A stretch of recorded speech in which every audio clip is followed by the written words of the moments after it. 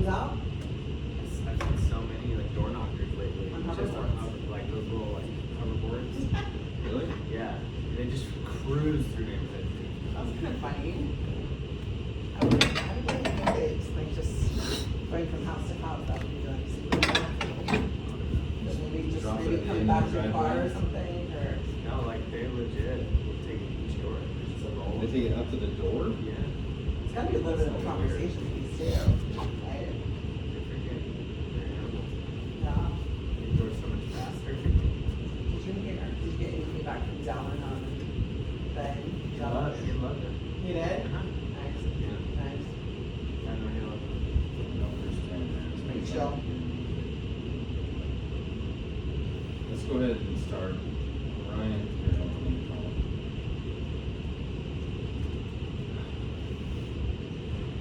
Hey, you have your laptop available or are you trying to do it on the phone? So I just emailed you the link. If you go to that email, you should be able to just click on the link and it should just launch the page.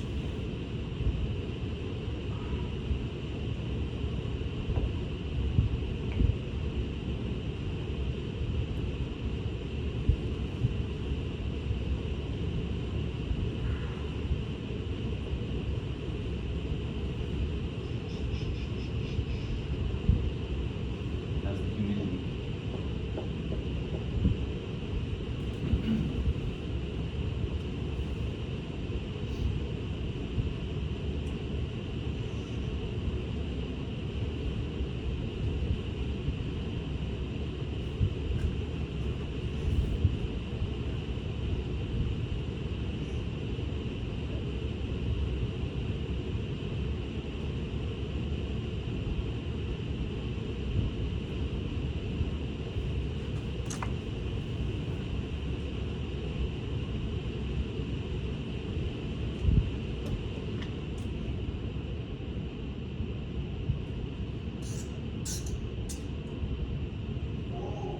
Okay.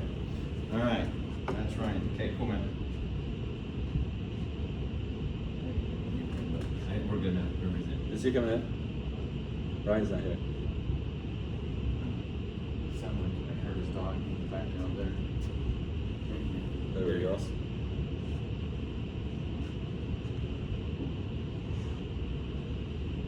All right. Sorry about that. Oh, you're fine. You're fine. Okay, we're gonna go ahead and get started. I think we have these guys here and here. Okay, so today I think what we're supposed to be talking about is pitch training. I think is what I was supposed to be talking about. So your podcast that you sent out, the 5 different ones, and we had that with all the directors, and I was there. And I was like, 5 principles of yeah, leadership. yeah. Okay, One of these, so is 5 principles of leadership, or are we talking about pitch training? 5 principles of leadership as well. Okay, all right. So, which is good. That's probably more important, anyways. Did anybody get a chance to listen to that?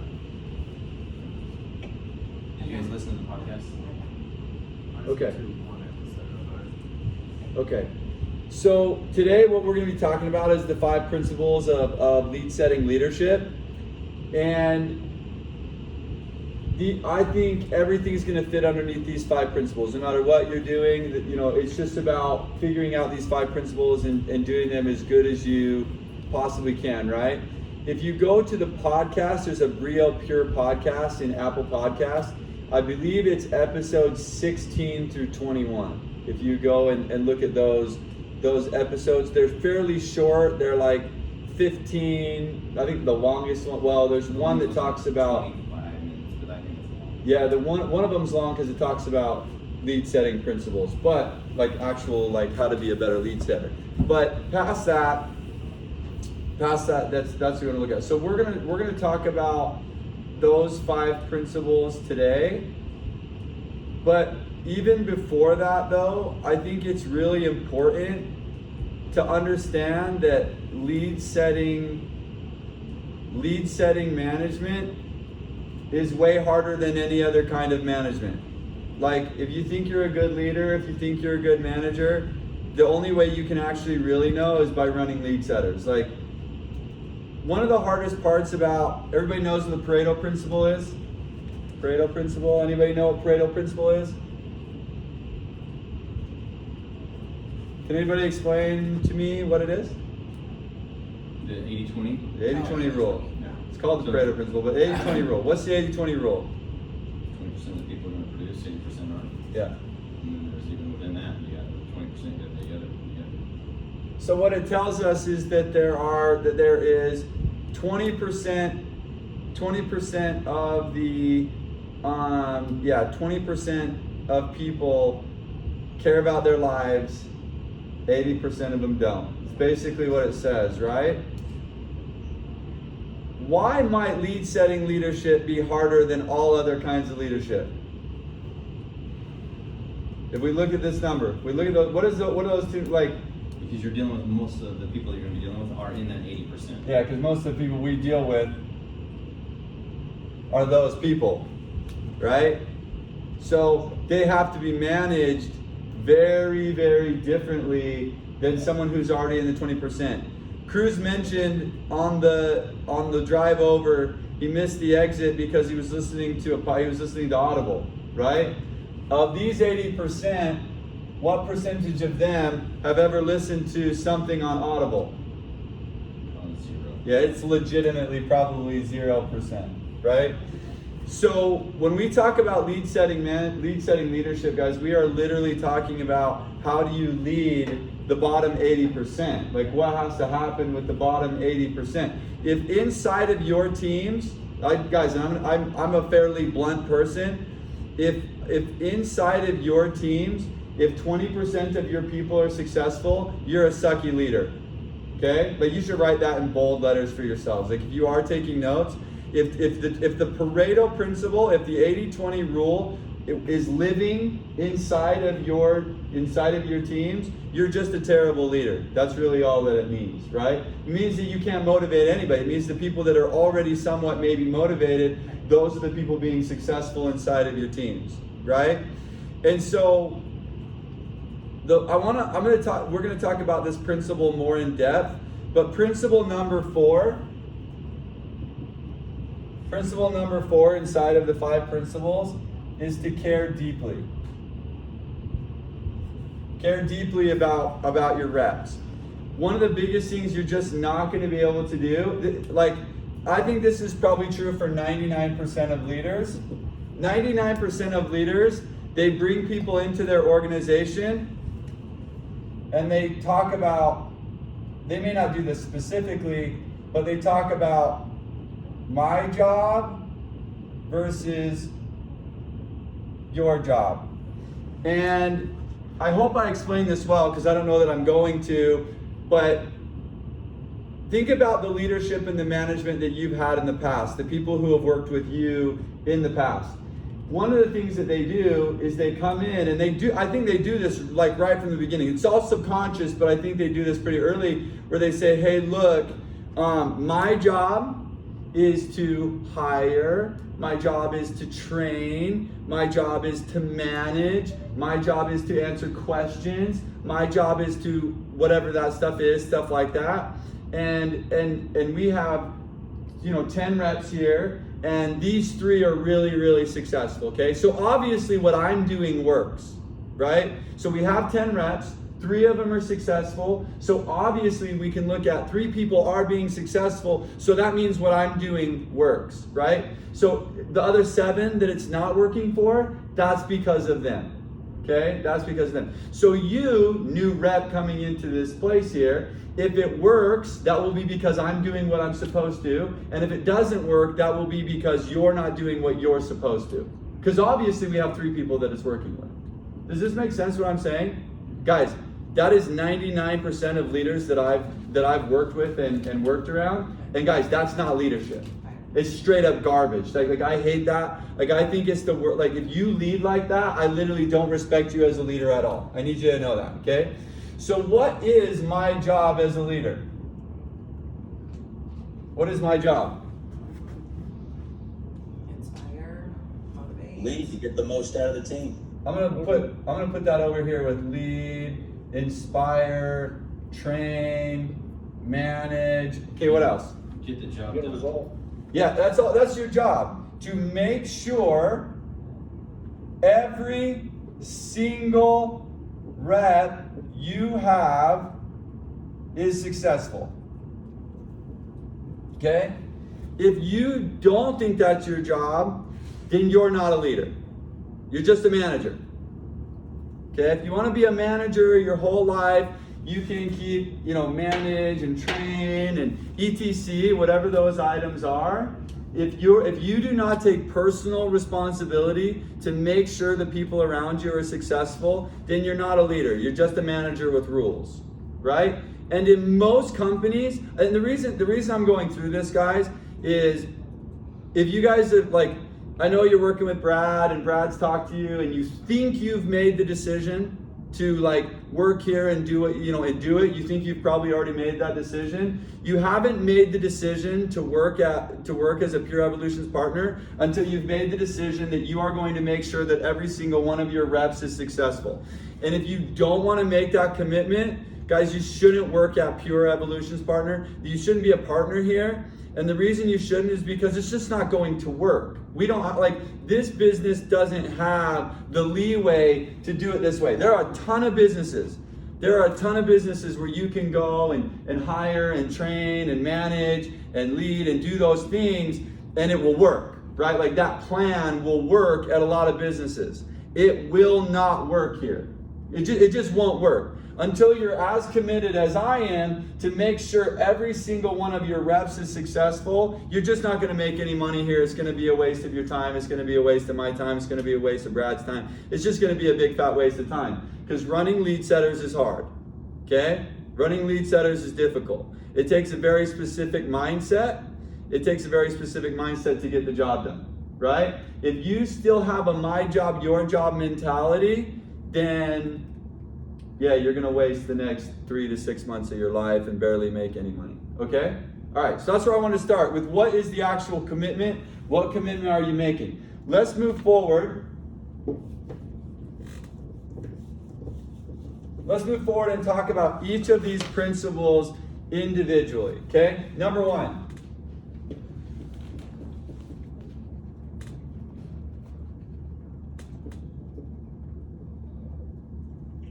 Find the right people, okay? We might I usually do this one last, but it's just what's gonna happen first, so I wanna address it in the order that it's going to happen for you guys. And let's talk about who is the right person.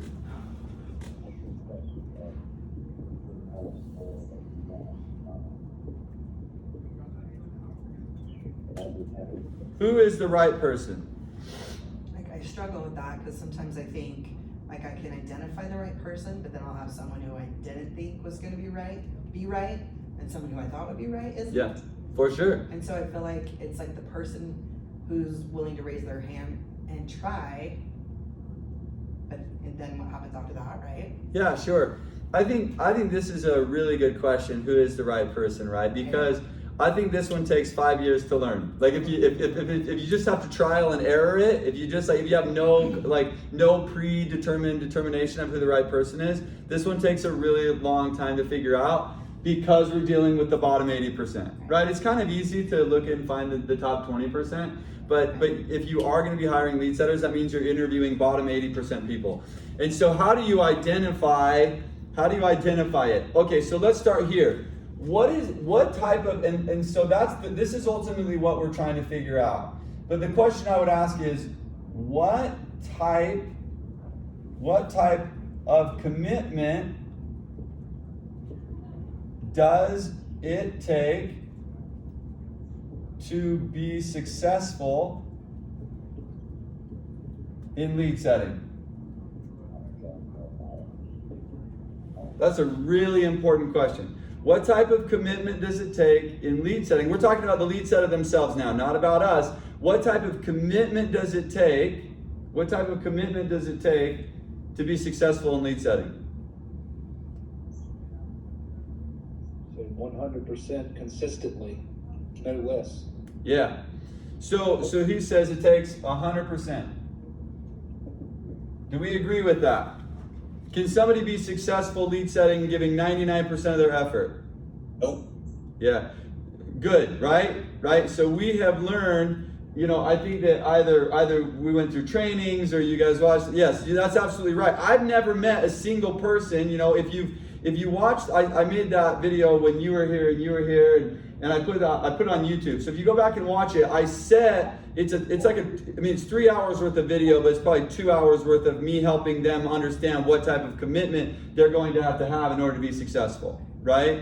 If you haven't watched that video, you should go watch it, because that is the premise, guys. That is how I'm hiring. That's how I'm training. Everything is coming back to what type of commitment it takes in order to be successful at sales. And that's just not door-to-door sales, that's any type of sales. If you're here, I haven't met, Donnie or Zeb or Devin, or I haven't met you guys yet, but I would assume that you guys have some background in sales. And if you have background in sales, the first thing that you learn is the guys who are 100% committed made money. The guys who are 99% or less were broke their whole lives. That's the first thing. I don't care what type of sales it is. I don't care if it's phone sales. I don't care if it's door-to-door sales. I don't care if it's in-home closing. I don't care if it's recruiting. Any type of sales, what you learn is there is a very drastic difference between the 100%ers who made a ton of money and even the 99%ers who didn't. They paid their bills, right?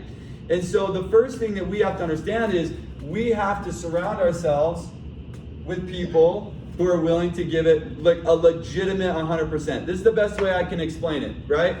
If we were all sitting in a room and there were 100 of us in a room, right? And we said to the 100 people, hey, we should go make $1 million, right? Every single of the 100, every single person in that room is from their head is like, yeah, that's a good idea. No, there's nobody who's like, nah, $1 million, who needs it, right? 100 out of there's maybe one, right? What do you call them? The people who are like all into minimalism. So the minimalist, there's one minimalist in the room and he's like, no, $1 million, that's not for me, right? But the 99 others are like in their heads, okay, that's a good idea, right? Of that 100, there are 20 who feel that in their chest, like not just their head, but feel it in their chest also, and go, I'm willing to give that a shot, right? I'm willing to give that a try, right? Like, that sounds interesting to me. Like, let's go try it. And they'll show up to work and they'll do what they're told, and they'll maybe somewhat listen to books and maybe they'll do a little bit of effort, but they're trying. Yeah, let's give that a try, right? There's one in every 100. There's one in every 100 who feels it way down in their gut, who says, yeah, that's a good idea. I'm willing to try, but more so, I am going to do whatever it takes to get that done, right? I really actually feel with most people that I work with, I don't think I'm smarter. I don't think I'm better. Obviously not better looking. I'm not stronger than them. If you guys can see, I basically don't have any muscles at all. I don't have any special gifts. The only thing that's true about me is when I say I'm going to do something, I feel it down in my gut, and I'm willing to do whatever it takes to make sure said item gets done. Whatever the result is, whatever result I want in my life, I am willing to feel it in my stomach, and I feel sick until I don't have the desired result, right? So the only thing that I'm looking for is that. That's the one thing I'm looking for in a lead setter. You're going to have 100 kids. 100 kids. Of the 100, all of them are like, yeah, that sounds like a good idea. 20 of them are going to be willing to try. One of every 100 is willing to do whatever it takes to get the desired result. If you hire anybody other than that, you are wasting your time in lead setting. You're just going to fill your group with a bunch of kids who don't care about anything, and they're not going to make any money, and you're not going to be a great leader, and they're going to be a terrible follower. That's what you're going to find, right? So in your interview, if you guys have ever seen me do an interview, or if you've seen my videos of me interviewing online, guys, why am I so hardcore? Why am I so straight to the point? I'm not nice at all. I mean, I'm nice. Hey, what's your name? Cool, that's super good. But then I try to scare them so badly out of the job that they won't take it. Why do I do that? Because it's hard. 99% committed, they're in a bounce. Yes, I know, and I don't need to go through any more learning. I don't need to have, like you guys are gonna have this part of your brain that's like, maybe this person can do it. I'm not sure they're 100% committed, but like, I think maybe they can do it. Yeah, if you wanna waste a lot of time and not make a lot of money, then you should hire those people. Like, what has my response been to you? There's like 2 or 3 that you're like, we take a look at this, I'm not really sure. I'm like, well, if you're not sure, don't hire them. Yeah, if you're not sure, don't hire them. So we're going to talk a lot about this, but ultimately the 5 principles center around one singular item. I'm going to write this above here. If I could go back in time and give myself one piece of advice at 21, 22 years old, which I wouldn't have been able to do anything with this advice anyways, but it's still good advice. Surround yourself with people that want the result as bad as you. You want the key to making $1 million? It's right there on that board. If you have not made $1 million in your life and you want to, that is the whole key. There is nothing else. You cannot make up for it in any other way. Surround yourself with people that want the result as bad as you. Okay? If you are in any way, shape, or form not doing that, then you are wasting your time. Now that's the answer to the problem. I'm going to erase a couple of these things. The answer to the problem of how do you be successful and make money is surround yourself with people that want the result as bad as you. The key to doing that, like this is the answer. This is the how. The key is the how. How do I do that? You create an environment where people want the result as bad as you. Now the second part of that, the answer takes 2 seconds to wrap your head around. The actual how to do that, how do you create an environment where people want the result as bad as you, that takes 15 years. Well, it took me 15 years. It hopefully only takes you guys a month because things can be learned way quicker when they're learned from somebody else. Now, what is the key? Now, what's key number 1 to that? Hire the right people. The first part of it is find the right people, right? So you have to start with people who are willing, and you believe are going to be committed to the 100%. Do you have, okay, like think about this for a second. Do you guys have any reps? I know you guys are a little bit newer, but do either of you have any reps who when they go home at night and didn't get the result, that you're more frustrated than them? That seems like a telltale sign to let me know that somebody doesn't want something as bad as I do. If I'm more frustrated that they didn't get a result than they are, guys, I don't work with people like that. I just don't. It's a waste of time. I already know, I don't have to wait 3 to 6 months or whatever it is to know the end result. I already know the end result. That person's not going to do it. It's that simple. I don't need to overly think about it, overly stress it. I also don't need to feel responsible for that. Does that make sense?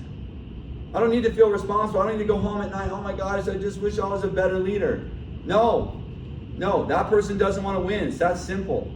Okay? Move on. Don't waste your time. You can find 3 new people that next week, right? And hopefully you tried to scare them out of the job bad enough that when they commit, they're committed, right? Okay, find the right people. And I was just a precursor to that. If you haven't seen my interview online, you should go watch it because it's pretty straightforward. I sell the opportunity. I talk about all the awesome things can happen. But as soon as I'm done talking about how door knocking has changed my life, I flip that right over to, hey, if you don't want to be as committed as I am, you're wasting your time. You should go work at Neaters. That quick. I'm not beating around the bush. I feel like when I'm that upfront with a rep, I'm saving them time, and I feel like it's a service. I feel like it's my job to make sure they know exactly how hard it's going to be. And here's the reality, guys. When we run around and tell people they're going to be millionaires and then we tell them it's going to be easy, they don't believe us anyways. When we go and say, hey, you're gonna make really good money, but it's gonna be the hardest thing you've ever done, they believe that. They can actually believe that. When we're like, oh, hey, yeah, you're gonna make $100,000 a year. It's gonna be so simple. Just do what I told you to do. You have just undercut every possibility of that person ever being successful in their whole life. That's what everybody else is saying. Oh yeah, come make $100,000 a year. All you gotta do is do what I tell you to. That never worked. That plan never worked for anybody. Nobody made $100,000 simply doing what somebody told them to do. So it's just the dumbest thing I've ever heard. We're lying to people if we're saying that. Don't lie, okay? Lying doesn't work, okay? Any questions on this? No, y'all look scared now. This is just the first principle. No, I'm just kidding. Anyways, okay. All right, find the right people. I had one other thing I wanted to say on this, but I can't remember right now.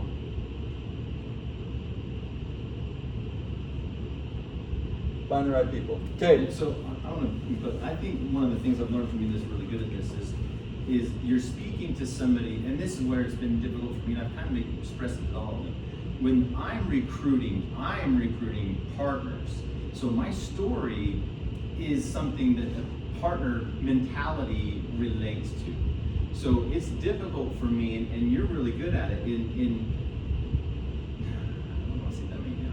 Bringing it to a level that an SP1 person, that 80% of the population that we're going after, they're in a totally different life experience. So getting your story that can relate to them is a lot different than getting a story that you would relate to in your life experience now. Yeah. Right? So I think that's part of the trick. Yeah. No, trick. But So what is it? So what is their life? What is their life experience? Well, they're probably living at home with their mom and dad, or they're living with buddies, or they're a roommate situation. Right. This is part of it, right? Like part of sales, just in general. The more you can get this in your head, sales is not about positives. Sales is about negatives.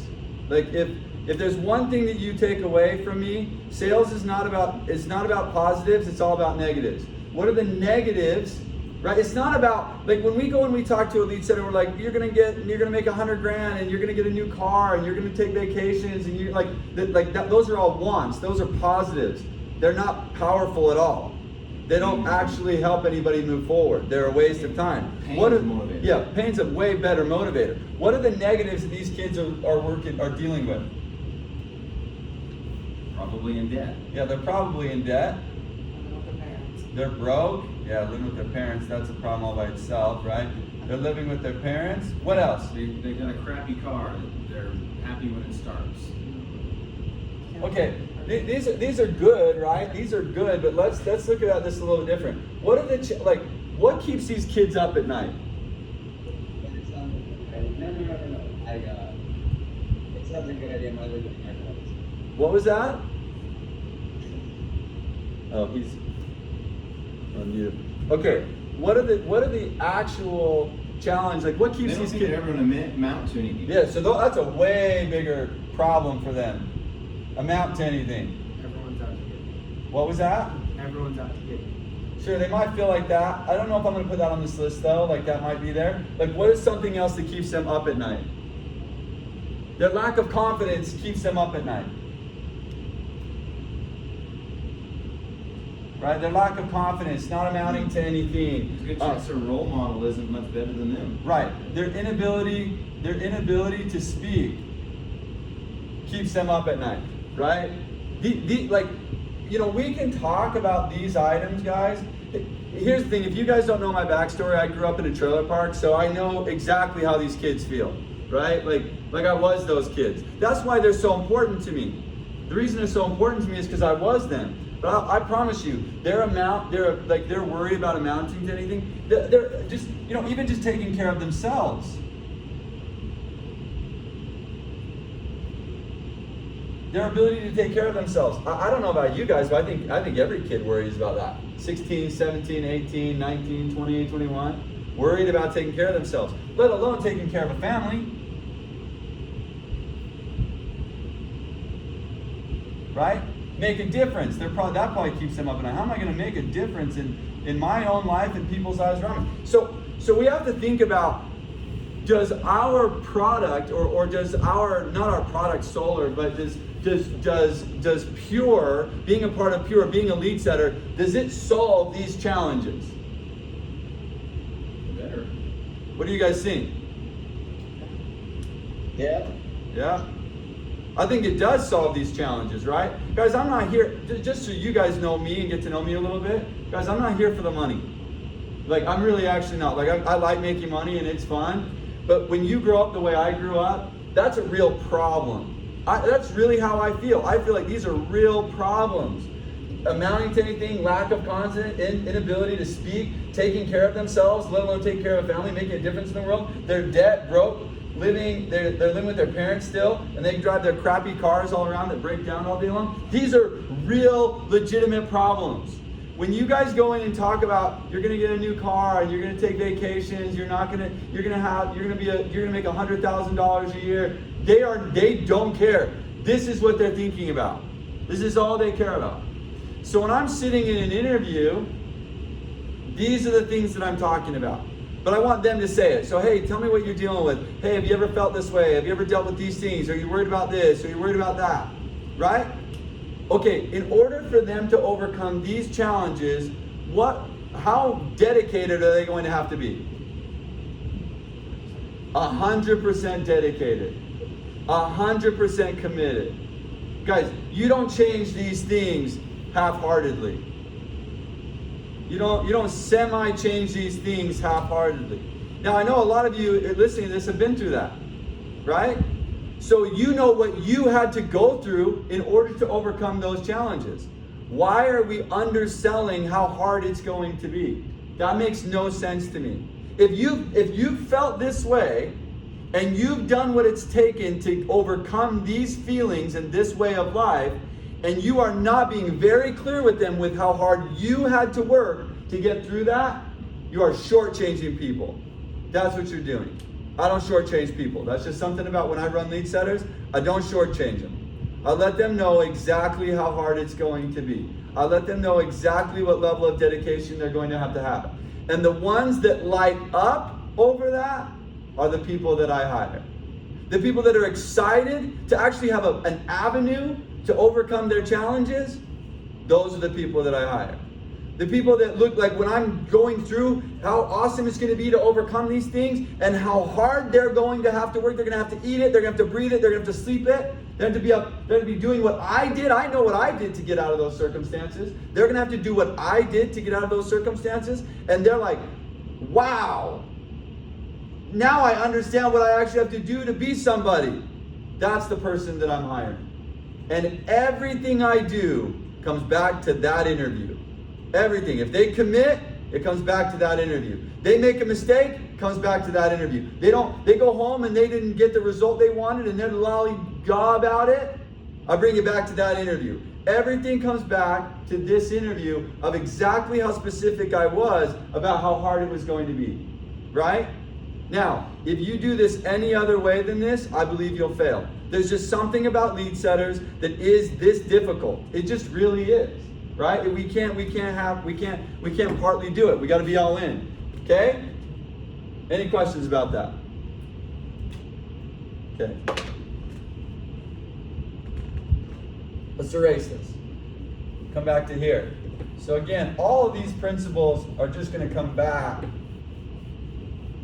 to surrounding ourselves with people that want the result as bad as us and creating an environment where people want the result. Do you guys want the result more after hearing me go crazy on that? It's weird, right? I just actually told you it's going to be the most hardest thing you've ever been through in your whole life. You feel a little motivated. Yeah? How weird is that? How weird is it that I just literally tried to scare you guys as bad as I can out of a result, but now that somebody's told you this is what it takes to get a result, you feel motivated. It's the weirdest thing. Okay, number 2.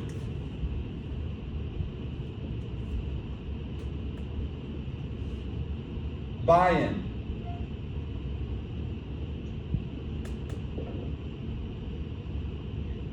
And let's call it excitement, right? Let's call it excitement. So I'm probably not going to spend a ton of time on this one, but it's important to understand that buy-in and excitement is one of the feelings that people have to feel in order to be successful. One of the challenges that your lead setters are dealing with is they're not good at doing this for themselves. That's one of the biggest things that you notice between the successful and the unsuccessful. The unsuccessful are not very good at creating buy-in for themselves.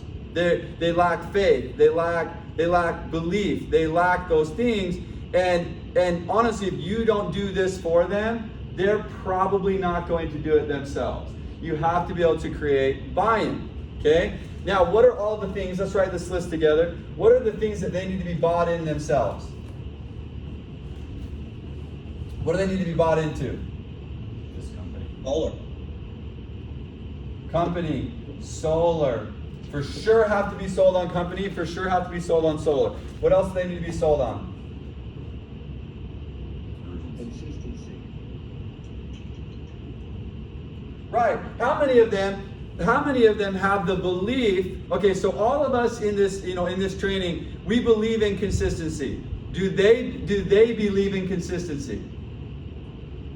No, it has to be sold. There has to be buy-in. There has to be like I'm sold on consistency because I've experienced consistency in my life. It's not, nobody believes in something until they've experienced it themselves. So if I'm a kid and I've never experienced consistency, I've never experienced me being consistent on time, home on time, out on time, and caring and being, if I've never experienced it, well then I've never experienced the benefits of it. Therefore, I'm not sold on it. I need to be bought in to give it a chance, right? Consistency. What else? Process. Same thing as consistency. If I've never followed a process, well then I probably have no belief, like understanding that a process is important. Okay, what else? Urgency. Urgency is another one of those items, right? They've got to be, if they're not bought into why urgency is important in their lives, well, that's going to be a real struggle. What else? You as a manager, right? You as their leader. They're not bought into you, they don't listen to you, right? Learning how to sell yourself is important. What else? Commitment.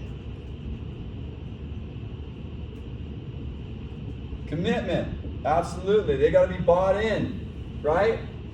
Honestly, what we're talking about here, guys, is the orientation. The orientation is your opportunity to get them bought into. You really need to make a list. What are all the items they need to be bought into? And what is going to be your presentation to get them bought in to all of these items? They need to be bought into solar. How are you going to make sure you don't just go in and say, hey guys, solar is really great? No, you need to convert to solar. Why is solar so amazing? How is it helping people? Why is it so important to us? Why should it be important to them? And if they're not converted to why it's important, you guys are going to have a really hard time, right? One of the things that they need to be committed to is memorization of a script. I can't tell you how many managers and leaders I know that go in with their script and they're like, here's your script, you need to memorize it. What a waste of time. What are we doing? Do these kids believe that a script is important? Just because you put a script in front of them and say, here's your script, memorize it, are they like, that sounds very important to me? No, they have to be bought in. Everything we do has to have buy-in. Anything that we're trying to do has to have buy-in. I just spent talking about principle number 1, 25 minutes or something like that? I need to make sure you guys are bought in, right? I didn't just say, hey, principle, like, how great would this training be if I come in, I'm like, all right, guys, 5 principles of lead setter leadership. Principle 1, get the right people, okay? Make sure you do it. Okay, number 2, buy-in. Excitement's super important, okay? All right, number 3 is skills. You guys got to have great skills, okay? All right, go read books, make sure you know how to do it.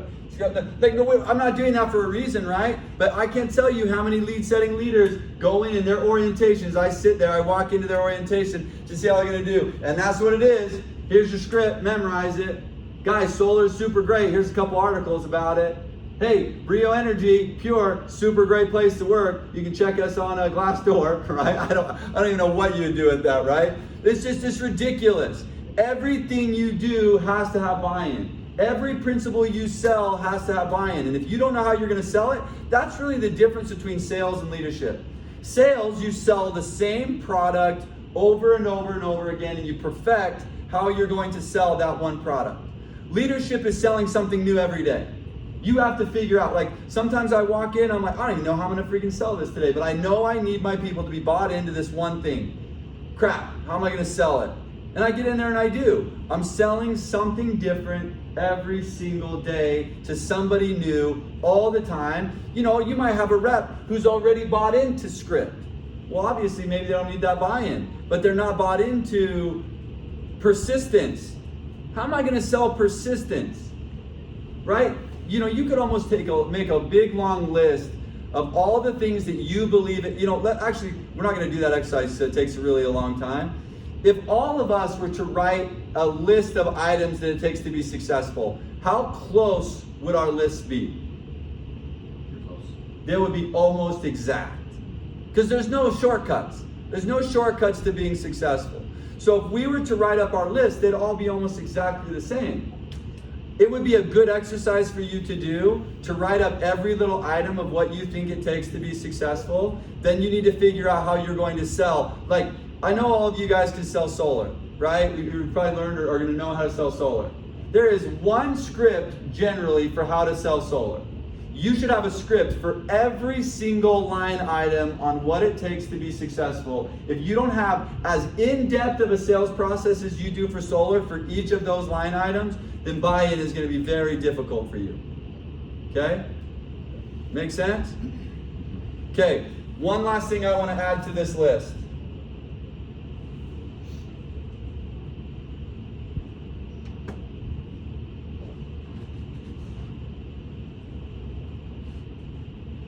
Being successful versus being unsuccessful. This is something that I do that I don't think a lot of people do, but I honestly think it's one of the most important parts of working with people who have never been successful. So internally, every single person you guys are ever going to work with, the people that they are surrounded by, do they know people who are successful? Not many. No. So let's just think about that for a second. They don't know people who have been successful. I think that's generally true for 99% of human beings. Very few people are born in a situation where they look around themselves and just see successful people. I just don't think it's real. Especially those that were hiring. Especially these kids. Yeah, especially these kids. But I think even outside of these kids, I think 99% of people are born into circumstances where they do not know successful people. That has to be a hell of a concern. That has to be a real doozy for somebody who doesn't know anybody who's successful, but they themselves is willing to believe themselves that they can be, right? If you think, like when these kids come in, they're 20, 21, 20, whatever it is, up to 30, whatever it is, but they come in and they don't know a single successful person, and then you want to try and get them to believe that they're going to be the one. If your sales presentation for that one is not unbelievable, then you are not going to win with lead setters. Because if they're not, like, they'll tell you, no man, it's me, I'm gonna do it, I'm gonna be a million, I'm gonna crush this. They are lying straight to themselves and they are lying straight to your face. Until they confront the thing that they know, and the thing that they know is that they don't know anybody who's done it. Until they come face to face with this, they are not going to do anything. Until they actually look at the problem in its face, look at it like, holy crap, I legitimately don't know one person who's been very successful. I don't actually believe I'm going to. Until they are willing to admit that and confront it, and you have the answer to that question, What a waste of time. Now, if you want to see how I sell it, you can go watch that YouTube video. That's what that whole most of that whole presentation is about, is me helping them confront the fact that they do not know a single person who is successful. Okay?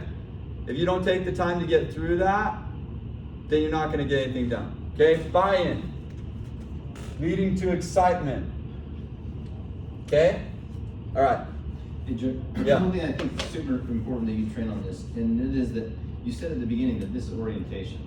And there's an element of that, obviously a major part of that, but there's also this every day. Yeah, it has to happen every day. Single day, and that's Yeah. the importance of, I want that to kind of be talked about, is that's the importance of the daily meetings, in my opinion. Is Yeah. Because they're gonna have their butt kicked. You don't know what took place last night. Maybe they had some horrible experience Sure. that happened in their life, and they're down on themselves. So every single Or day, they were knocking the day before, they knocked a door and they said, someone answered the door and said, "Is this solar?" They said, "Yes." They said, "I got solar on my roof, I hate it, it's the worst thing that's ever happened to me, I hate solar, I wish I would have never done it," right? For a young kid, that rocks his confidence. If you don't take the time to address that concern, it's not gonna happen. But really what you're talking about though, Brad, is like everything I talk about happens every day. Right? Every day I'm recommitting them to the level of commitment that it actually takes to change their life every day. Right? This is what the daily meeting, like there's the initial process to bring somebody into the organization, and it's all based on the 5 principles. But every day when I rehold my meeting, I'm making sure, I'm not gonna put reps out that aren't bought in. That if they're not bought in, it's not happening. I'm not putting out reps who don't understand the level of commitment that they have to have. See, a rep will do this. They're very good that you get in there, we help them understand the level of commitment they have to have. They go out and they're 100% committed for that day. A new day, like rep goes out and sets 7 leads. Is he committed the next day? No. You guys are crazy. I can't believe you all anybody who just shook their head, yes, you guys should like slap your wrists or something. The guy said 7 leads, he thinks he made $700 the day before. You think he's motivated? You are crazy, Brad. You are the craziest human being I've ever met in my whole life. This is why you can't run lead setters, right? Successful people are motivated. Unsuccessful people just hit quota for what they need in their lives. Yeah, they're done, right? So when I have a rep says 7 leads, I can't wait to see that rep, because he walks in like this. Now you guys will be able to see this, that's okay. He walks in like this. Oh, make me so mad I can't see straight. Hey, what's up, guys? Things are great in my life. I'm like, that dude, hey, walk your butt right back out the door, and when you're ready to be serious about your life, you can come back in, right? Because they're not. They're not. They said 7 leads day before. They didn't even think about lead setting that night. I can't wait to rip into that kid. What, you think your life changed because you had one good day? We're not here. We're not here to have one good day. You're trying to fix all those problems that I wrote up. You think that happens in one 6-hour shift? Go back outside. Go sit in your car. Wait till you're ready to be serious about your life, and then come back in here, right? Guys, I really am here to change lives. I see that kid walk in like that, I'm so pissed I can't even see straight. Because I know his life didn't change. He thinks it did though. Sorry, go ahead. No, I think that's a very good point. I needed to learn that because in his mind he's excited, but he needs to realize the only reason he's excited because he can see the future of that going away. But he needs to realize what got him there was not that excitement. What got him there was the commitment to get rid of all those. Exactly. He understood the pain of all those items, and when he was out knocking the day before, that's all he was thinking about. Is I'm broke, I'm scared, I'm nervous, I'm worried, I'm stressed. He's feeling those things as he's out knocking his doors. Then he said 7 leads. He's like, life is great. I'm like, you're gonna be broke. We've all played that game. I guarantee every single one of us has had that happen to us. We gone out, said 7 leads, closed a couple of deals, done whatever. Next day, life is great, things are awesome. No, that's not what we're doing here. Ain't happening. You can go find somewhere else if that's the way you want to live your life, right? Okay. So the successful versus unsuccessful. Yeah, this is happening every day. Guys, I'm no matter what kind of day they had before, I'm trying to figure out how they need to apply the principle of being 100% committed. Now, if they went out and they knocked all their doors and they worked really hard, if they worked really hard and they didn't set any leads, I'm actually not upset about that, just so you guys know. I have a rep who goes out and they were committed and they knocked their doors. They did everything I asked them to do. They just suck at the job, but they gave it. I am going to praise them for how hard they worked. Then I'm going to ask them to stay committed to figure out what it's going to take to get the result that they want. I can't figure it out for them. That's the biggest problem. That's the biggest, one of the biggest mistakes you guys can make is thinking that you guys have all the answers. If you go down the road of thinking you have all the answers, you're going to lose. These kids are individuals. The experience that you had in sales is different than what they're going to have. If they didn't go home and think about it all night on what they need to do, and not to beat themselves up, but to think through how they're going to get a different result tomorrow, that's ultimately what your job is. Your job is to create an environment where people want the result as badly as you. The way you do that is by holding them accountable to things like that. Hey, did you go home and think about it all night on what you needed to do differently? Like, is that what you guys would have done? If you guys went out, you're knocking leads, you didn't get the result you wanted, what would you guys have done?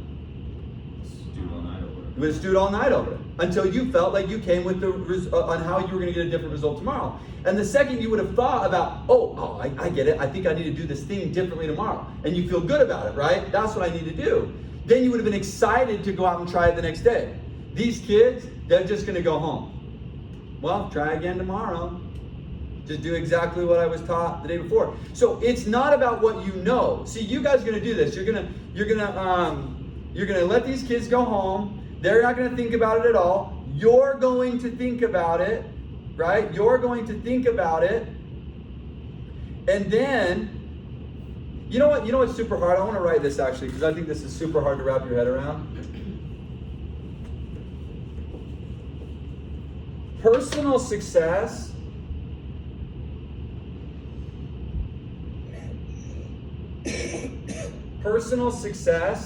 and leadership success are so drastically different that it's so difficult to do. What is personal success about? It's about yourself. It's about 100% commitment. It's about the things that we just talked about, right? It's about, we just talked about going home and stewing over it and really thinking about what you're going to do differently the next day and really taking the time to figure it out. Obviously, the effort is there, showing up on time, going home on time, following the system, doing the processes. All those things are important, but there's a really big part of it that's like just figuring it out on your own, right? And people who are generally really good at figuring things out on their own, they will achieve some level of personal success. What generally happens when a person who's had personal success becomes a leader, what they do is they start focusing on the things that they learned because that's what they think the gap is. So I learned that, I already know the answer to this question. Rep shows up and we just give answers. Here's the answer to the problem that you're having. You weren't able to set leads because of, I'm looking through your stats, and what your stats show me is you're not able to do this thing, so that's what we need to practice on. And what that does is it shifts the responsibility. The reason that you yourselves were successful is because you took accountability for being personally successful. That's the key to leadership success, not answers. Answers are not the key. Answers are not the key to helping other people being successful. The key to leadership success is requiring people around you to be 100% committed. If they're not thinking about it as much as you, you're losing. If they don't want it as bad as you, you're losing. So the only thing you really should be talking about, and now if you need to give answers, you give answers. Answers is part of it. But the bigger part of it is I only give answers to people who are as committed as I am. I don't give up. Like, if I don't see that they're not 100% committed, I focus my time on how committed they are. Hey, what'd you do last night? How much did you think about it? What did you come up with? I'm asking those types of questions. And if their answers suck, I don't have any answers. But if they go home, man, I was thinking about it all night, and I was thinking maybe I need to try this, and I want to try that, and there was this thing that you said about this, and I thought maybe I wasn't doing that very well. I'm all answers for that person. Okay, let me hear your pitch. Let me hear you're doing okay. Hey, here's some things that I'm seeing. You should probably do this. But I didn't know, but they didn't go home and stew about it all night long. And stew is probably not maybe not the right word, but think about it. They didn't go home and actively try to solve the problem themselves. I got zero answers for that human being. Somebody doesn't show up on time, the only answer I have is, hey, you better start showing up on time, you don't work here anymore. Like, that's the only answers I have, right? We as managers and leaders do this though, where we lead with our answers and we lead with the things that we've learned because we think that those are the most important things. Those are a legitimate waste of time if somebody is not as committed as we are. Does that make sense for everybody? Yeah, don't lead with your answers. Okay. Number 3. Skills. Your reps need to have a baseline of skills. I'm going to go through them quickly here. If you guys want to actually go listen to the podcast, I go into each of these individually. But I just being very honest with you guys, I've never even put out a rep who can't do, in the beginning, 5 of these things, but depending on market, 6 of these things. If you're putting your reps out before this, you are just setting them up to fail. You will lose reps. Your turnover will be high if they cannot do these 6 things. Okay? Depending on market. Number 1. Their story. Like the introduction part. Why are they there? Right? Hey, my name's Jared. I'm out here talking, I'm out here, whatever. Why am I here? The reason I'm there, the story that I'm there, it needs to be really good. Okay? If that story's not good, to the point where someone's like, oh, okay, I get why you're here. Right? If they can't do, if that story's not good, you are just wasting your reps' time. Okay? Number 2. Aim. Does everybody know what aim is? Yeah? Yeah? It's a tactic really used really well in door knocking. I think it's like pretty door knocking specific. I think you probably use it in other types of sales, but in door knocking it is like, and it stands for acknowledge,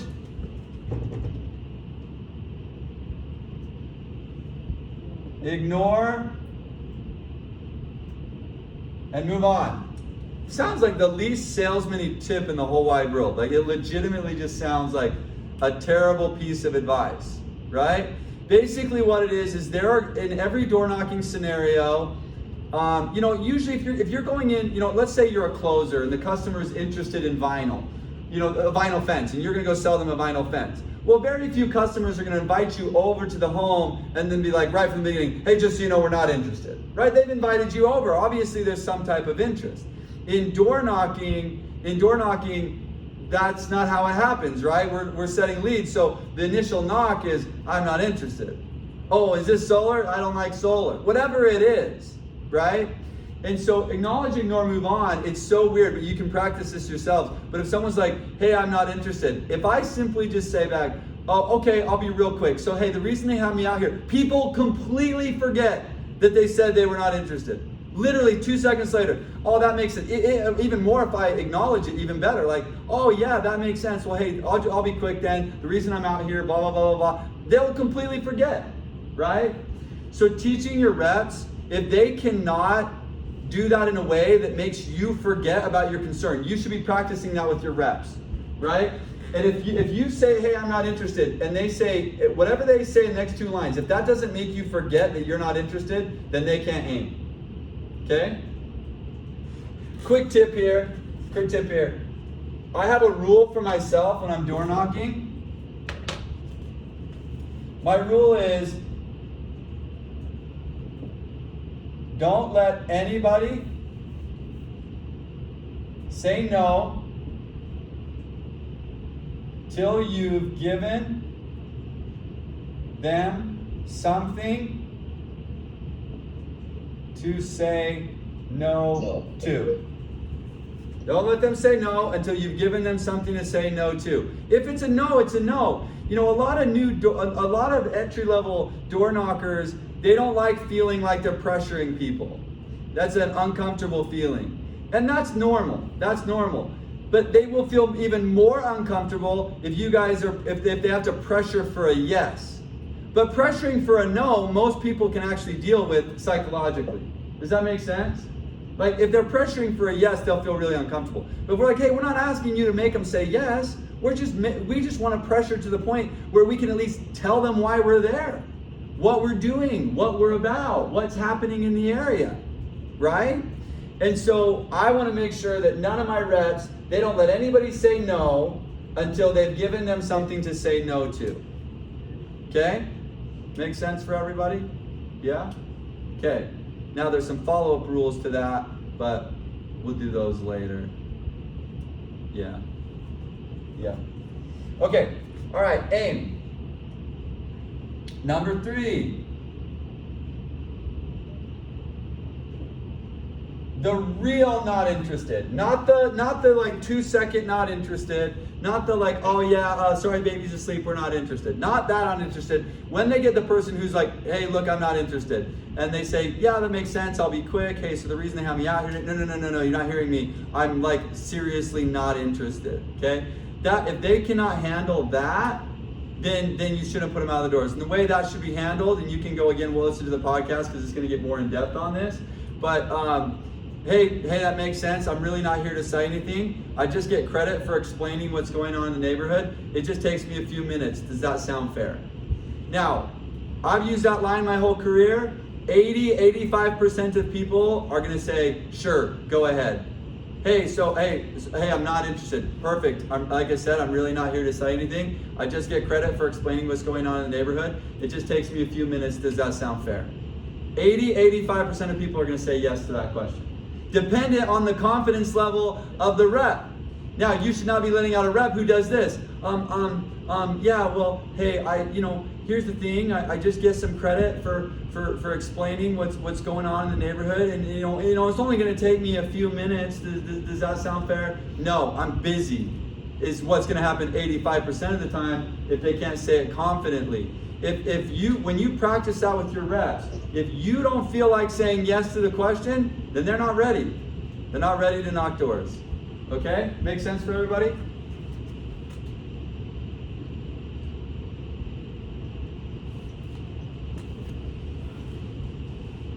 Okay, number 4. If your reps don't know how to create pain, so they just are explainers. If your reps are explainers, they have no idea of how to create pain, they should not be going out of the doors. And honestly, that's going to come into pain cycles, which again, you can look at in the trainings and look at in the podcast. If your people cannot do pain cycles, do not put them out of the doors. Waste of your time, waste of my time. Okay? Waste of everybody's time, waste of theirs too. Okay? All right. Number 5. They need to close. And they need to close the way I've written it. There's a lot of things I don't really actually care what your guys say. If your guys are not using my close, then you're wasting their time and you're wasting mine. It should be word for word. Should just be done. You just shouldn't change it. You can go and change it. It just costs your reps money and leads, costs you leads and money. Okay? If they close any other way, they might close deals here. They might close leads here and there. They're going to set them out 7 days. That's what's going to happen. If they don't close the way I've taught them to close, your leads are going to be out. They're not going to sit. You guys are going to struggle to actually get sits every week. Okay? All right. Number 6, and this is by market.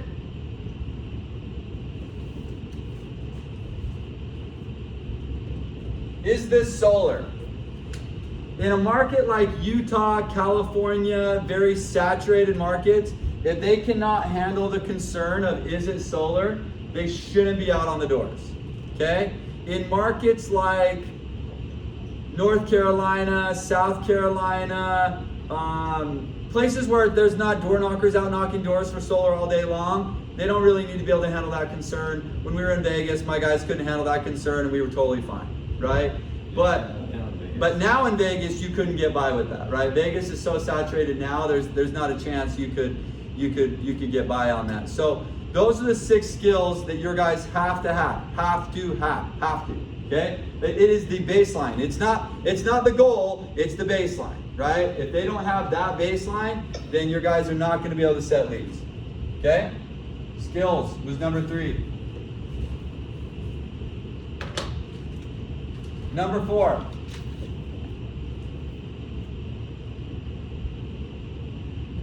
Care deeply about your reps. Okay? Care deeply about your reps. We already talked about this, but I want to talk about it a little more. Caring deeply about your reps is about not absolving yourself of the result that they're getting. It's your fault. Whether it's good or whether it's bad, it's your fault. If you're not willing to be that committed, you should get out of leadership. Go back to management. Go find some processes and some systems that you can manage. Leadership is about personal responsibility. Because if these kids could take personal responsibility for themselves and be successful, they would have done that already. right? This is like completely against everything that you think that I've taught you so far about getting them to be committed. When you figure out how to do them both at the same time, that's when you're an unbelievable leader. When you can learn how to get them to be as committed as you are committed and giving them responsibility for those things, right? While also taking personal responsibility yourself, that's when things start to happen. I don't know that I can even explain that very well. I just know that I do it. My reps full on believe that they are 100% responsible for what's going to happen. At the same time, I know that I am 100% responsible for everything that's about to happen. When both people are 100% responsible for the result, that's when things happen. That's when people start making money. That's when people start being successful, right? I want to give an example of this because I think it's important. A couple weeks back, we had that training here in this room. You can go watch it if you want to. That training that we had, there were 4 or 5 reps that came up and gave their pitches at the end, right? They're on the video, so I guess we can use their names. Do you guys remember any of their names, any of their pitches? Okay, so Maria came up. What can you tell me about Maria? Very soft, yeah, semi-soft spoken. Yeah, that's true. What else? Oh, okay. So, what else do you remember? Do you remember Maria? No, I don't remember. Wasn't Branson one of them? Huh? Branson was one of them. Yeah, Branson was one of them. We'll talk about each of these individually. The thing that stuck out to me about Maria was figuring things out is not her strength, right? Figuring, like if I was just like, Maria, just go figure it out, I would still say that to her, but I know that deep down, that's not a strength of hers. That's probably not the pathway to help her be successful. The positives about Maria was I could tell she was driven. I could tell she wanted it. I could tell that her desire and her excitement and her want was sky high. Her ability to do that was fairly low, just being honest, right? Okay. So my mind starts figuring out how I'm going to personally help her be successful. What I thought through is if I was her manager, I would have legitimately made her practice her script 100,000 times until she could. She also had the tendency to blab, right? She had the tendency to ad lib and make things up and add to her pitch. If she does that, she's not going to set leads. I already know that, right? So I need something for her that is specific, perfectly memorized, something she can't mess up, something that sounds amazing every single time it comes out. And I know she's probably not going to be able to go do that by herself. I'm going to have to sit with her. And if I care about her deeply enough and love her deeply enough, I will sit with her for 7 hours over and over and over and over and over and over and over again till she can do it. Okay. Then there was Dace. Do you remember Dace? Dace had the flower shorts on. Very smart. He seemed like he was what's the word I'm looking for? He couldn't have ad-libbed. It was almost the opposite of that. I felt like he was sticking to it. Like to where he was overthinking what he was saying, when he was saying. So that's what you know. Maybe he was new, so I don't want to be. He was. It's not about beating them up. It's just about looking at who they are as people and helping them and having us understand what we have to do to help them be successful.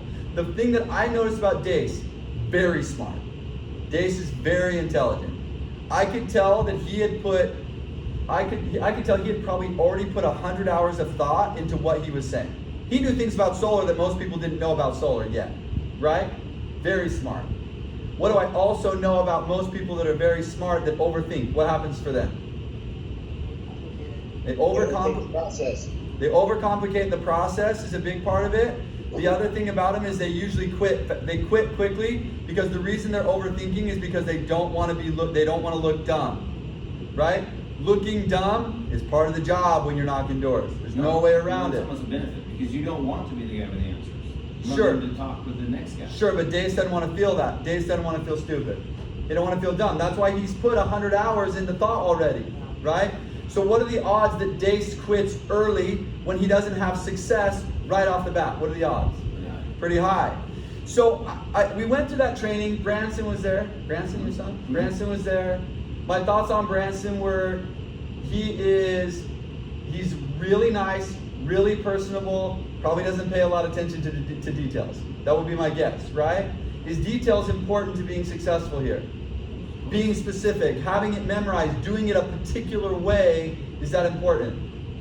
Is your son going to do that? So I think he would have continued. He would have figured it out. He's no longer out. Right, he like, messed and his that's life. like one of the major things he was pissed off about because he got his paycheck last week. He's like, I earned twice as much as that before, so he's mad. Yeah. But I think he really nailed it down. His biggest issue was because he had it memorized to a T. Sure. Like 100%. Sure. Like he was doing videos up all night. Yeah, I wasn't but worried. The thing was, his credibility was low because he was. So that's one of the things I wasn't working with. Branson is more comfortable ad-libbing than a lot of people I know, right? Why? Because if we go into personality types, we can figure that out. But it's not even about that, right? Like his personality is such that he likes people, doesn't mind this, right? And so anyways, regardless of what it is, regardless of whether he would have figured it out on his own, it's my job to know who he is. So I was driving home that night. And I was thinking back about each of these individual people. I was thinking about each individual, Maria, Nick, Will, Branson. I was thinking about them. And just because it's natural for me, because I do care deeply about people, in my head I started formulating plans to help them each individually be successful. I started thinking about Maria. I started thinking about Dace. I started thinking about each of these people individually and formulating these plans. And it was, for me, I'll do it just because it's fun. I just do that in my head naturally. But when I got done, I thought, are there managers and leaders going to do what I'm doing right now? Legitimately formulating a personalized plan and doing whatever it takes to make sure each of these individuals is successful. No knock to anybody in that room, but from my experience, the answer to that question is no. The answer is most leaders don't take the time to think about individuals as individuals and formulate ways in which, and it's about making up for their lack, right? I still expect Maria to be 100% committed. I still expect Branson to be 100% committed. But does Branson have the wherewithal to know that he likes to chum? No, he's not. Well, this thing that I do where I like to chum it up with people, I probably need to figure out how to not do that, right? He's not going to think through that. I have to think of the things that they, no matter how committed they are, I have to be able to think through those things. And that's what caring deeply about reps is. That's why 80-90% of the people that I work with as lead setters are successful. Because I make sure their commitment level is through the freaking roof. And then I figure out each individual, and some of that is experience, so that's a hard part. Some of that is just experience, right? Part of that is that's the difference between a manager and a leader. Absolutely. Right there. Right. The ability to formulate personalized plans for each individual and execute on those plans. Guys, and my plans don't work every single time, but I will say that when they don't, I pivot very quickly. You know, if I'm working with Maria and I practice with her and we practice over and over and over and over and over and over and over, and then she goes out and does it the way I want her to and still gets a bad result, but I know she was committed. I know she went out and did her best and she gets a bad result. Just as much as I expect her to be up all night thinking about what she's going to do differently, I'm going to be up all night thinking about what needs to be done differently, right? And that's what it means to care deeply about your people. So yeah, I get them knowing that you care deeply about them. Sure. But how much do you tell them? Those are very different though. You just said I make sure they know that I care about them deeply. Right. I actually wasn't talking about that the whole time. Okay. What I was talking about was caring deeply enough about them to figure out what you need to do in order for, it's not really just about telling them how much it's partially that, right? It's partially about telling them that you care, but it's actually about not letting it off your brain until you're like, I know exactly what I need to do to help that person be successful. And it's different for every person, but sorry, I don't know if that helps. No, I understand. What I'm wondering though is how much do you tell them your level of Yeah, I don't really. You know what I mean? Yeah, I don't really. If they think you are doing too much, they won't. Then they pull back because then they think that it's your So responsibility. it's just something you keep and Yeah. work on. Absolutely. Okay. And reminding them, like, I'm never reminding them how much I care, right? Like maybe even somewhat no, that's not true. People know I care, Right. but I don't want them to. The second I think I've created let's talk about that really quick, because I think this is really important. Okay, so, and this will run in line with this. There are 3 different cultures that leaders create. There are 3 different cultures that leaders create. Okay, we've all heard the saying, "Feed a man a fish," right? Any new leader is just going to be excited to have followers, is generally true, right? So what they're usually willing to take is people who fit into a feed a man a fish culture. This is where you do their job for them, right? This is where you, and I don't care how good of a leader you are, everybody started here. I don't care what, like, if you are new to leadership, you are doing this. It's just a guarantee. Every new leader does this. They create an environment and a culture where their reps and the people around them expect the leader to do the job for them. Everybody does it. And it's hard, it's a little bit subconscious, so it's hard to figure out, but everybody does it, right? If you're new to leadership, you're doing it, okay? Now, you're gonna do that for a long time. You know, you're gonna do that for 4 years, 5 years, and one day you're gonna wake up and you're gonna be like, I freaking hate the people that I work with. Like, that's going to happen. These are the worst human beings I've ever worked with in my entire life, okay? And you're going to start looking for a change. And you're going to start reading books, right? And most of the books and tapes and leaders out there, they're going to start talking about this. Teach a man to fish. And that's going to sound so novel. That's going to sound so amazing. So you're going to turn into the greatest trainers and managers that you know. Processes, systems, that's what comes out right here. Let's erase this. Processes, systems, all of the, training, 2-week orientation. All those items are going to come out in this teach a man to fish space. Now, this one you're going to do for a really long time because it's better than the first one. This one you're really going to do. You're going to be like, wow, this is, and there are a lot of businesses that this works, right? Like McDonald's. McDonald's is a teach a man to fish. Teach him how to make the hamburger. Teach him how to put the ketchup and the mustard, and then you put in the numbers like this, and you charge the person $5, and then you give them the hamburger, and it's all replicatable, right? I'd say 90% of businesses. 90% over here that are just operationally. If the business is operational, then that culture is going to work, right? But in sales, that culture doesn't work. And what the culture eventually needs to become is what I've taught you before.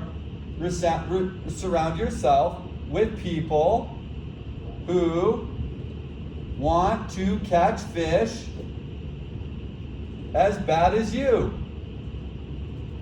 Somewhere along the line, even in that feed a man a fish, somewhere along the line, somebody had to figure out by themselves how to catch fish. Right? Like somewhere, like we don't ever talk about that guy. That guy is the guy who gets left out of the whole equation.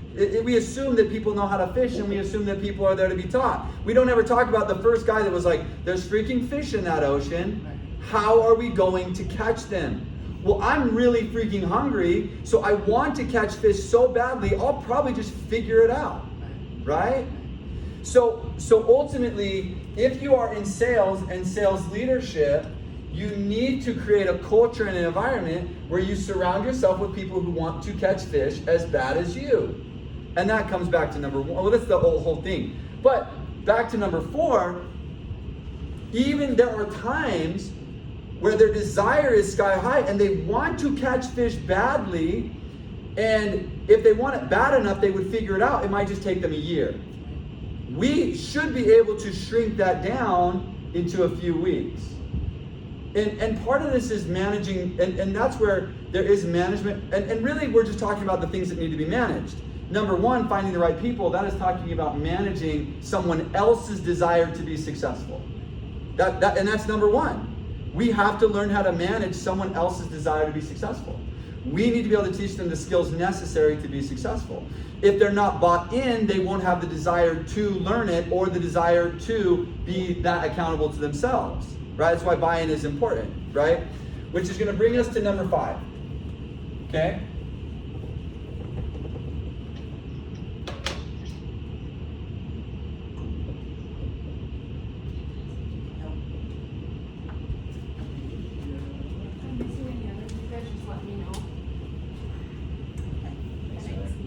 Number 5 is accountability.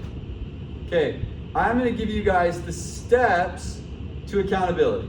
Okay, that's like everyone has to learn it, everybody has to do it. It's funny because, you know, I think that when you like read about capitalism or you read about like holding others accountable, it's like somewhere on this world there are just these big fat ugly jerks that are willing to be really, really, really rude to people. I've never met these people. I don't know about you guys, but I've never really met these people who just, it's very easy for them to just be rude to people all day long. I don't know. I'm sure they exist.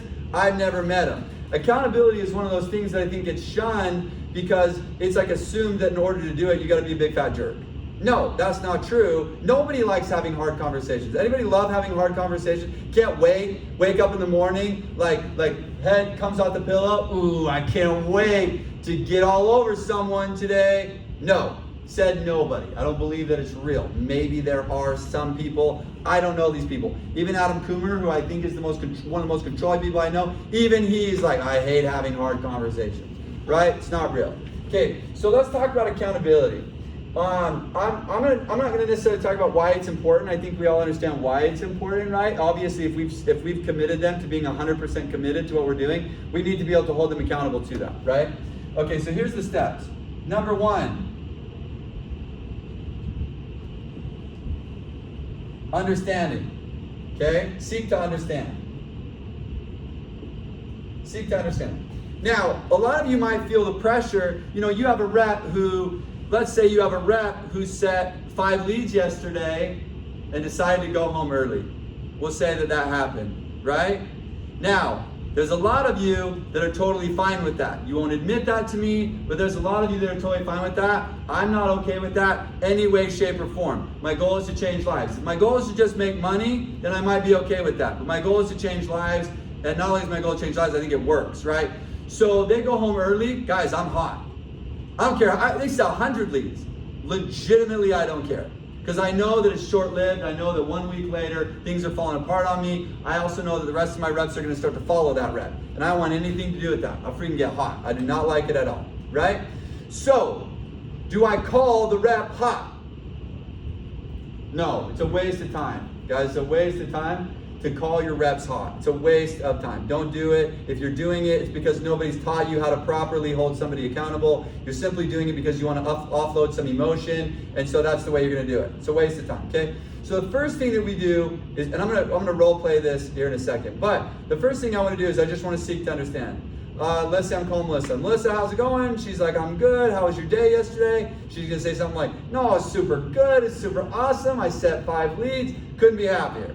Oh wow, man, that's super awesome. I'm super excited for you. I'm not proud, but I am excited. Hey, I'm happy for you, excited for you to set 5 leads. Hey Melissa, that's awesome. Hey, so I was just going through T-sheets yesterday, and what I saw is that you set 5 leads and that you cut out early. Hey, I'm just calling. You know, we've talked about that in the past, working our full shift. So I'm just calling, help me understand. And that's the line I use every single time. Help me understand. Okay, number 2, after they've had the opportunity to explain to me why they don't need to do that,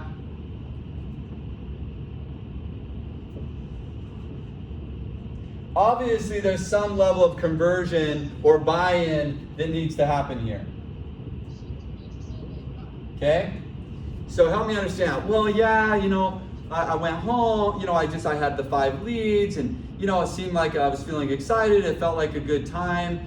Actually, sorry, step 2 is recommit. Is explain the commitment.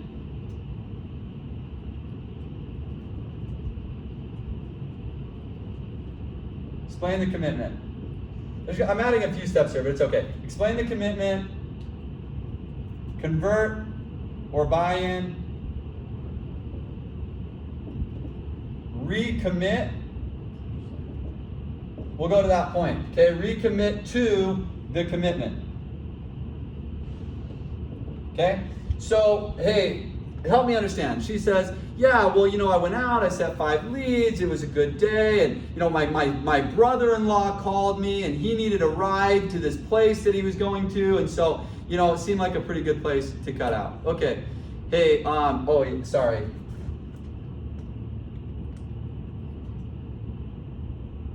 We're gonna affirm before we explain the commitment. So we're gonna say, I understand. Hey, Melissa, I completely understand that. I've been in the exact same place before. I've had that happen where I've set 5 leads, or I've got the result I wanted really, really early. I felt like taking off, and so I did. And I've done that. I've done that before, right? That's happened. But here's the thing. Melissa. When we first met in our initial interview, we talked about the changes that you wanted to make in your life. You wanted to be more confident. You wanted to get out of debt. You wanted to whatever. All those things were. That was what we talked about. And we talked about what it meant, what it was going to take. And we talked about being 100% committed. That was the commitment that you made to me. Going home early doesn't show me that we're 100% committed to these overall goals of changing the things in your life that you want to change, right? So that was the commitment. So I'm affirming, but also re-explaining my commitment, right? So here's a couple questions I have for you. So I've been through that as well, Melissa. Let me ask you this. I would imagine that if you're getting a result and cutting out early, I would imagine that's probably been something that you've been doing your whole life, where when you feel the need to get a result, you go and get the result, and then you cut out early, and I would imagine that this is happening to you, where sometimes you have money and sometimes you don't. Sometimes you have money and sometimes you don't. The reason I would imagine that's true for you, Melissa, is because that was true for me, right? I lived a life where when I needed it, I raised my level of what I got, and once I got it, my level of commitment would lessen. Would you say that over the course of your life, that's probably been happening to some degree? Yeah? Okay.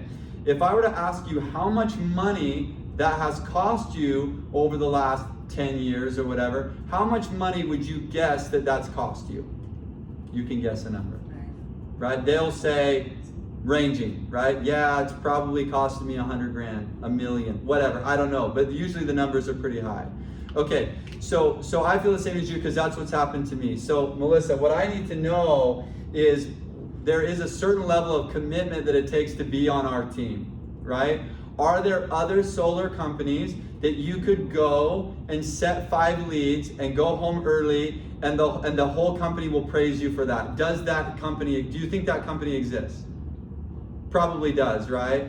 Okay, so that's where you just need to decide really on whether Brio Energy or whether Pure is really the right fit for you, okay?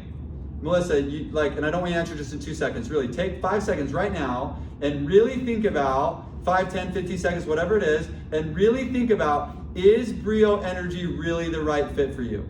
And then I just shut up. And wait 15 seconds or however long they think about it, right? What are they gonna say?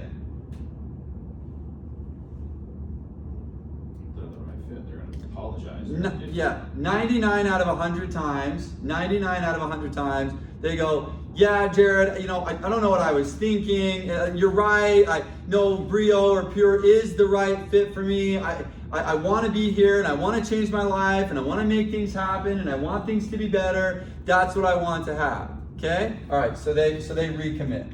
Now, 1 out of 100, they go, yeah, you know what, actually, I'm not actually that committed. Peace, thank you. It's been super fun talking to you. Okay? Okay. So we're going to affirm and explain. We're going to convert with buy-in. We're going to ask them questions that help them understand the long-term ramifications of whatever they're doing, right? From there, we're going to recommit them. Is this place really, guys, whatever they're doing, there are companies that will praise them for that. Whatever it was, whether it was showing up late. Hey, there are companies where you show up late and nobody really cares. They'll be totally fine with you showing up late. Is that really what you want though? Do you want to go work at a place where people are going to be totally okay with you showing up late?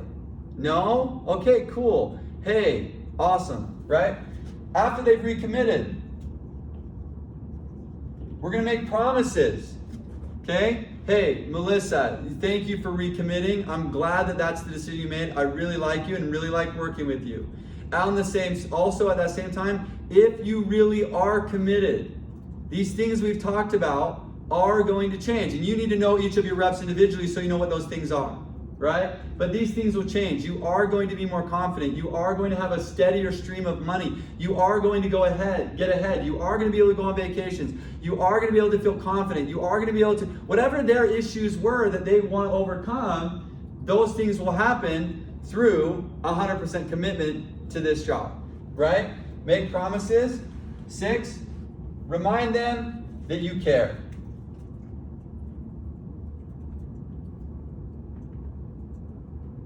Hey, and one more thing, I just want to remind you how much I care about you and how important you are to me and how important your success is to me. If your success wasn't important to me, I wouldn't have even had this conversation with you. I just would have let you set 5 leads and do whatever the crap you want because that makes me money.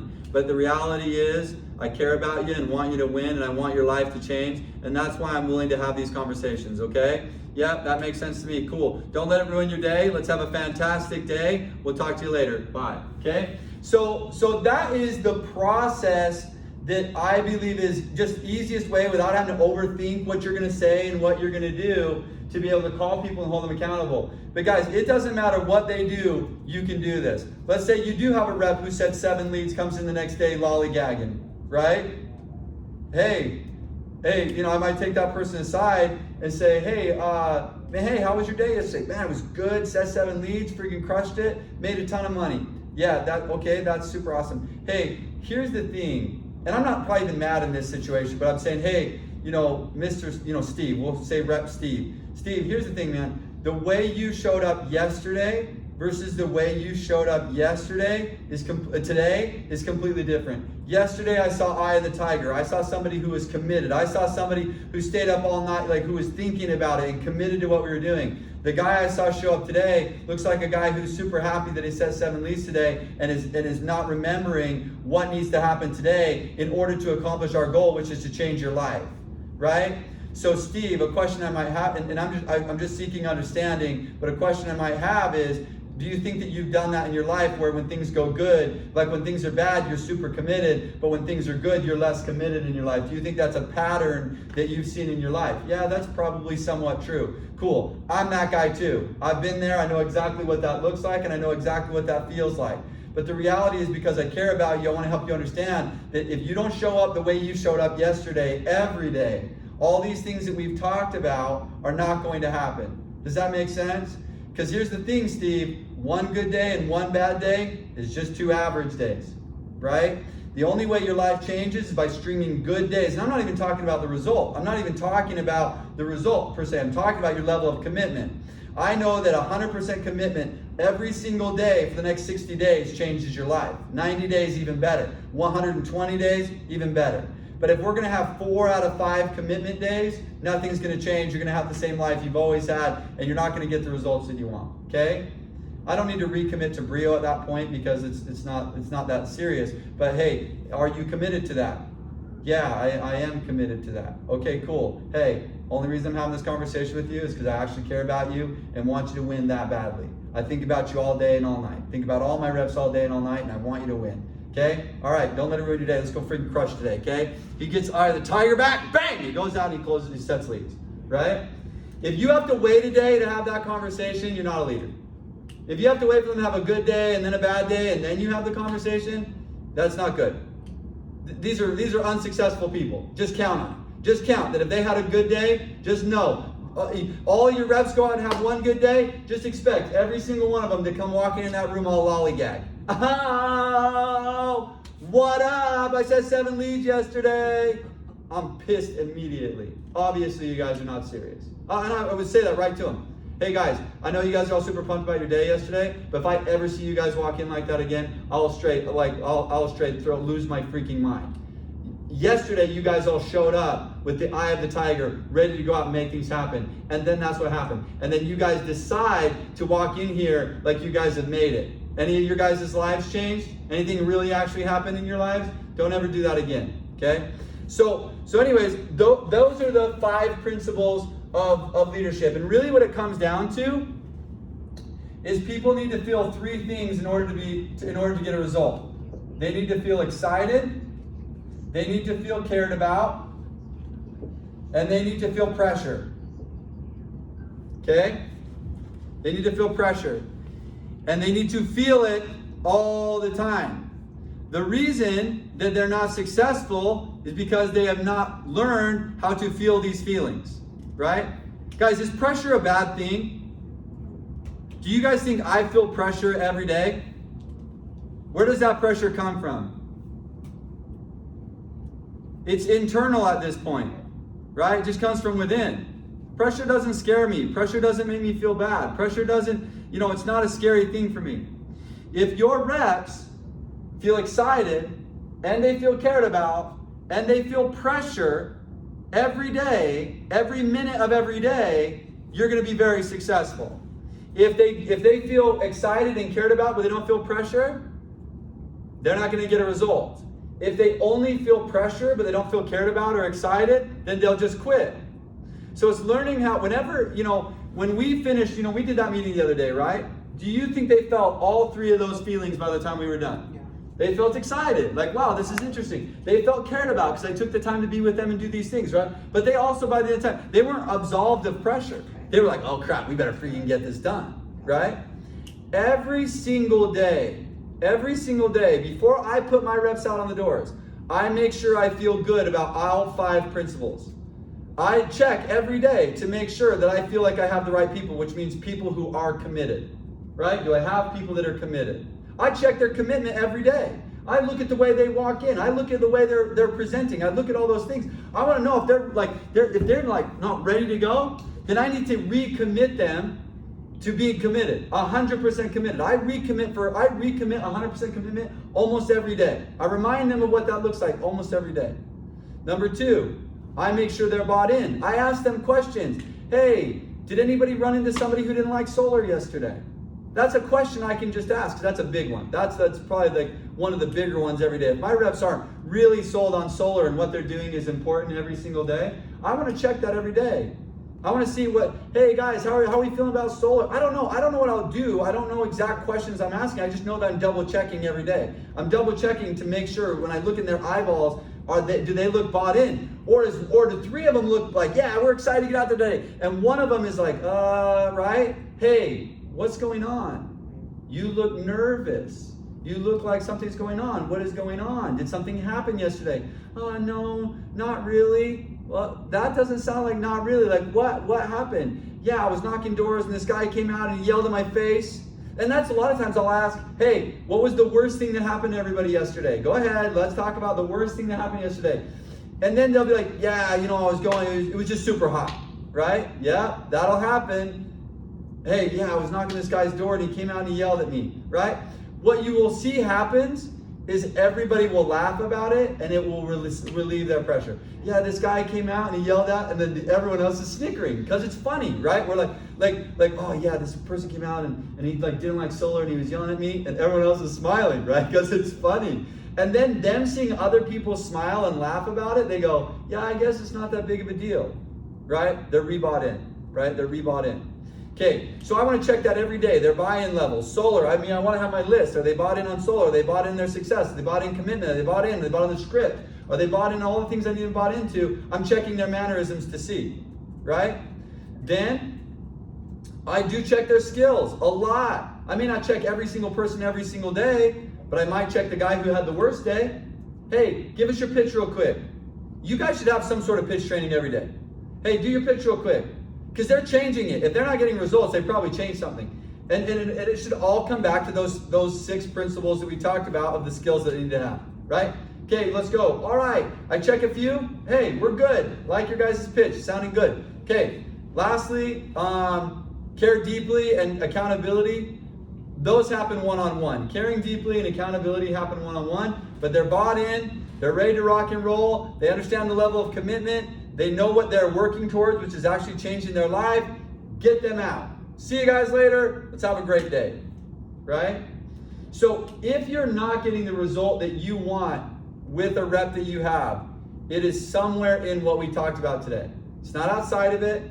It's not some secret sauce. There's no other special thing you need to do. There's nothing else outside of that. If you can do those 5 principles, you're going to be very, very successful inside of lead setting management. Okay?